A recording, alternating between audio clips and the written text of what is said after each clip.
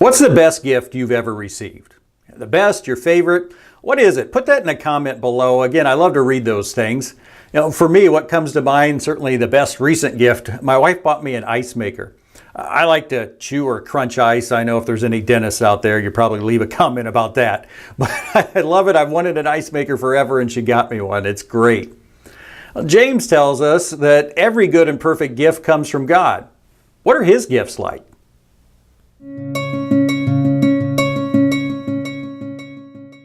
Welcome to Looking Intently. I'm going through the book of James right now, and if you've missed any of these videos, you can click the tag in the upper right to make sure you don't miss any more. Click the subscribe button and then that bell icon in the lower right.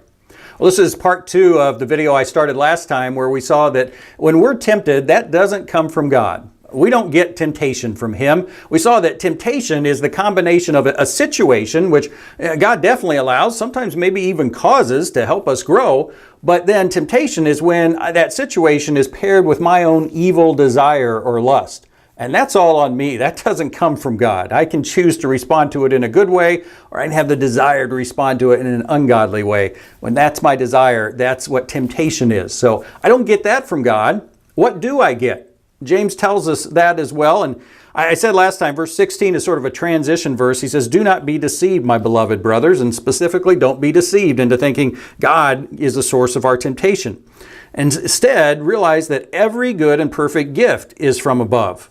So he's talking about we don't get temptation from God, we get every good and perfect gift. What's that? Well, a little bit, I think he still has in mind the idea of the poor and the rich, and is anything that you can get through money. God's gifts are better than that. They're good, they're perfect. They're things like peace, things like joy that he talks about. Certainly purpose. Mankind has asked for ages, what's the meaning of life? Well, the only way to answer that question is if you believe in God, that He's given us meaning, He's given us purpose. We were created to have a relationship with Him in which He provides for and blesses us, and we worship and glorify Him. I talk about that in one of my growth geometry figures, the relationship circle. I'll put a link here. I encourage you, check those out. They've helped me so much to visualize these elements of spiritual growth. So he says we get good and perfect gifts from God. He goes on to say, coming down from the Father of lights, with whom there is no variation or shadow due to change. I like the NIV a little better because it's clear. It says, who does not change like shifting shadows? You see shadows moving and changing. That's not God. He's the same. It doesn't mean He never responds to something we do, but it means His nature never changes.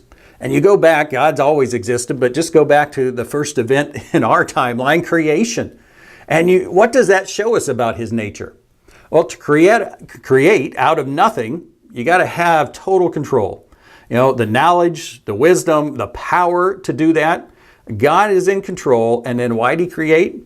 Well, once again, to have that relationship with us because He loves us.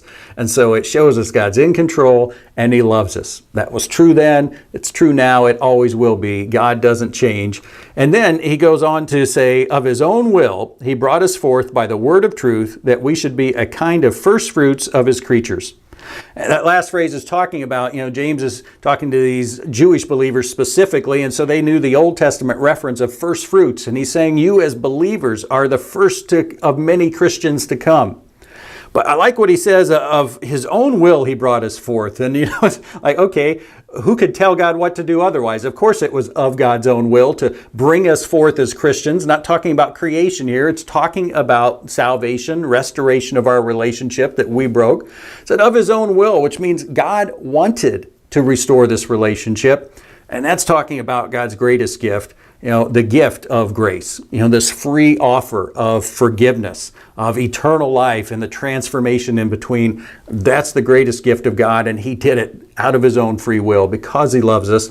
And then don't miss that other phrase. He brought us forth by the word of truth. I can't tell you how many times I've heard people say, we're saved by Jesus, not by doctrine. And I get where they're coming from. They've seen people argue over minuscule doctrines. But understand, when you say I'm saved by Jesus, okay, who's Jesus? What did He do? And they all answer, He's the Son of God. He died for sins, rose from the dead. Well, guess what? Those are all doctrine. To say that He is the Son of God, died for sins, that's doctrine. It's truth. It's important. Doctrine is important. True doctrine is important. And it's also, as James keeps bringing up, Satan's deception. What's he trying to deceive us from? The truth. True doctrine. Salvation by grace through faith. Undermine that faith. Cause us to reject grace. It all goes together. And James is making a point of that. Don't miss it. Well, his overall point here and last passage in this one is don't let Satan deceive you into thinking God's the source of temptation. And because of that, or as part of that, miss out on the fact that no, God's the source of every good and perfect gift, including His grace, this offer to restore our relationship that our sin broke. Well, as we seek to apply this, I was trying to think, what's the best way to really get this in mind, put it into practice? And I thought, ask yourself this question. What do I think of when I think of God? You know, James has been talking about, don't think He tempts us. He's the author of the gifts. All right, what do I think about Him? Especially maybe, what's my first thought?